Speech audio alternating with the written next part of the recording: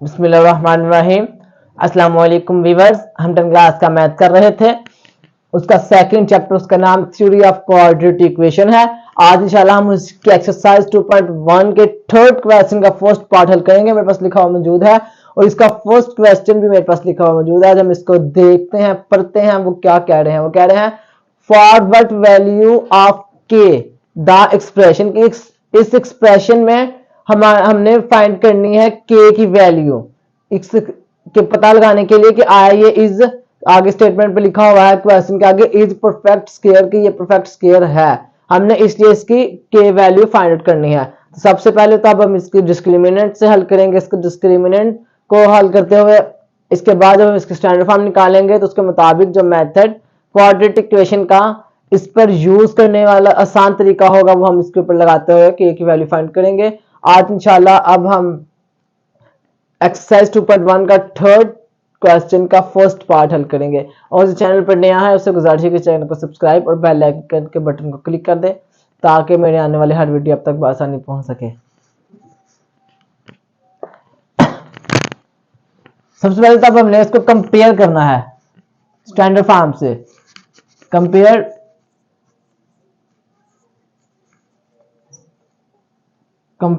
With किसके साथ करना है? स्टैंडर्ड फॉर्म क्या है? Quadratic equation a constant x square plus be constant x और प्लस सी कांस्टेंट।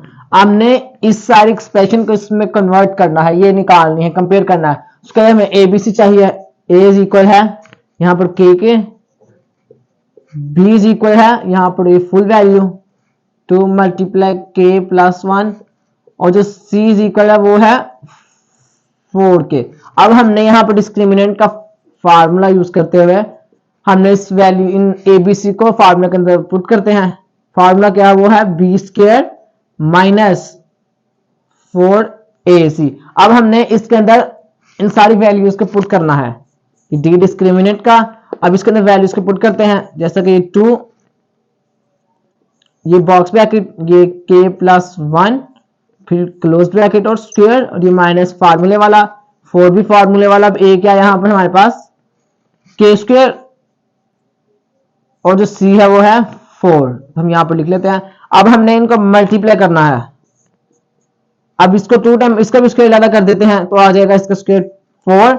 अब इसका भी स्क्वायर हम अलग कर देते हैं। अब माइनस इसको इससे मल्टीप्लाई करते हैं के स्क्वायर से तो आ जाएगा 4 के स्क्वायर, और इसको मल्टीप्लाई वैसे ही लिख लेते हैं, अभी मल्टीप्लाई 4। अब हमने इसका तो स्क्वायर निकाल लिया 2 का, अब हमने इसका स्क्वायर खोलना है। तो किस तरीके से खुलेगा? ये 4, ये देखिएगा ये के का स्क्वायर प्लस 1 का स्क्वायर प्लस 2 फार्मूले के अंदर, और ये ए और बी यानी के मल्टीप्लाई 1। अब ब्रैकेट क्लोज्ड। अब माइनस 4 को 4 से मल्टीप्लाई करें तो आता है 16 के स्क्वायर। यहां तक तो अब हमने के स्क्वायर हमारे पास आ चुका है। अब हमने ये फॉर्म चाहिए, स्टैंडर्ड फॉर्म बनानी है। हमने इसके लिए क्या करेंगे? हम इसकी वैल्यूज को प्लस माइनस करते हुए हल करेंगे। ये 4 प्लस इसका स्क्वायर लें, ये प्लस 1, ये प्लस 2, 1 टाइम 2, और ये के मल्टीप्लाई हो रहा है तो इसलिए वैसे ही आ जाएगा। अब ये माइनस 16 के स्क्वायर, अब इज इक्वल, अब हमने इस 4 को सारी वैल्यू से मल्टीप्लाई करते हैं। 4 के स्क्वायर प्लस 4 और प्लस 4 2 टाइम 8 के। अब माइनस ये 16 के स्क्वायर। जैसा कि हमें चाहिए ये वाली फॉर्म स्टैंडर्ड फॉर्म, यानी a constant x square plus be constant x और प्लस सी कांस्टेंट। तो उसके लिए अब हमें के स्क्वायर भी एक चाहिए, जैसा कि सी कांस्टेंट हमारे पास आगे भी एक है, बी कांस्टेंट एक्स भी हमारे पास एक ही है। यहाँ पर एक्स है तो लिहाजा उन्होंने कहा हुआ है हमें कि के फाइंड करना है, इसलिए यहाँ पर के लिखा हुआ है, लेकिन ये इसका मतलब यही है कि यहाँ पर एक्स है। अब हमें के एक्स स्क्वायर एक ही चाहिए। अब हमने उसके लिए क्या करेंगे? इन दोनों को प्लस माइनस करते हैं। देखिएगा 4 के स्क्वायर इज इक्वल 4 के स्क्वायर माइनस 16 के स्क्वायर, ये प्लस 8 के और प्लस 4। अब इन दोनों का प्लस माइनस करते हैं तो आ जाएगा माइनस, क्योंकि बड़ी रकम के साथ माइनस इसलिए माइनस। अब 16 माइनस क्या है और प्लस 4 है, इसके अंदर से हम प्लस माइनस करते हैं तो यहां पर आ जाएगा 12 के स्क्वायर और ये प्लस 8 के और प्लस 4 वैसे ही आ गया।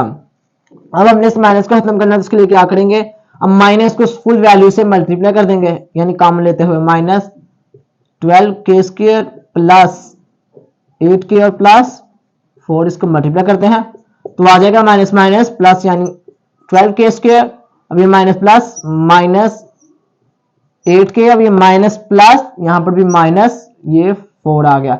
अब हमने क्या करना है, अब हमने इन तीनों में से कॉमन ले लेते हैं कि तीनों में से कॉमन क्या चीज है। इन तीनों में से जो कॉमन चीज है वो 4 है, यानी कि 4 कॉमन है। अब ये देखिएगा 4 कॉमन है, 4 के टेबल में 12 भी आता है, -8 यानी 8 भी आता है और 4 भी आता है, हमने कॉमन ले लिया।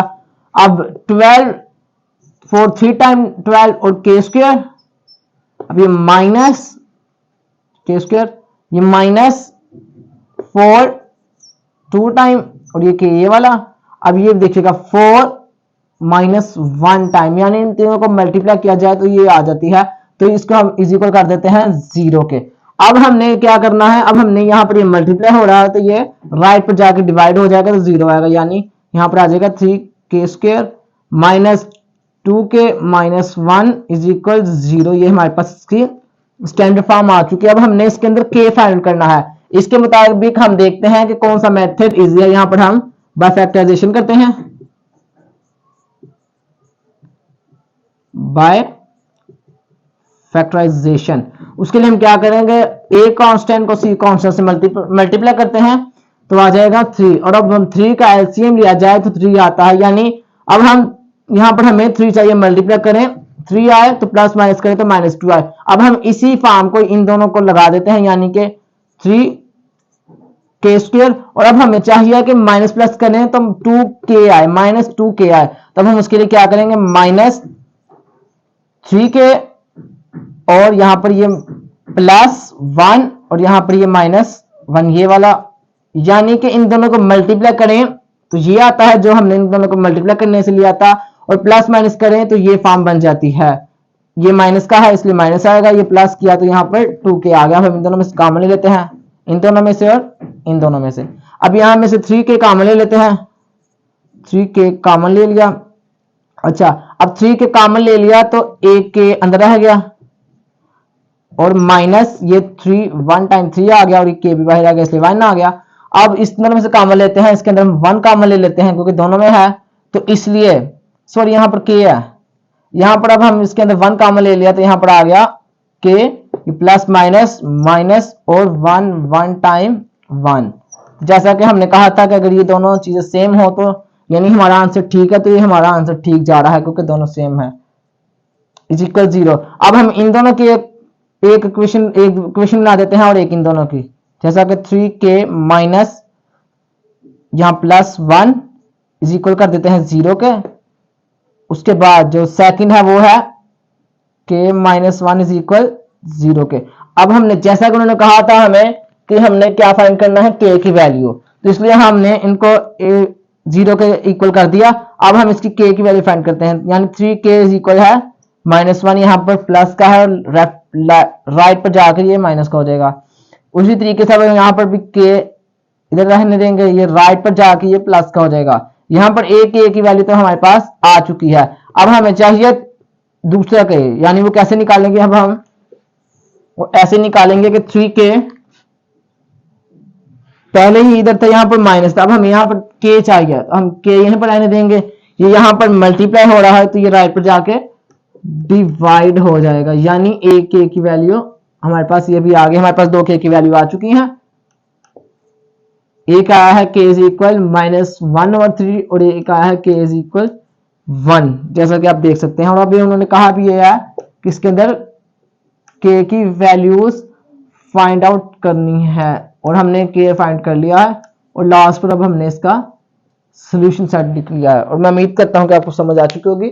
अब इंशाल्लाह हम एक नेक्स्ट क्वेश्चन के साथ आपके सामने हाजिर होंगे नेक्स्ट वीडियो में। ओके, अल्लाह हाफिज।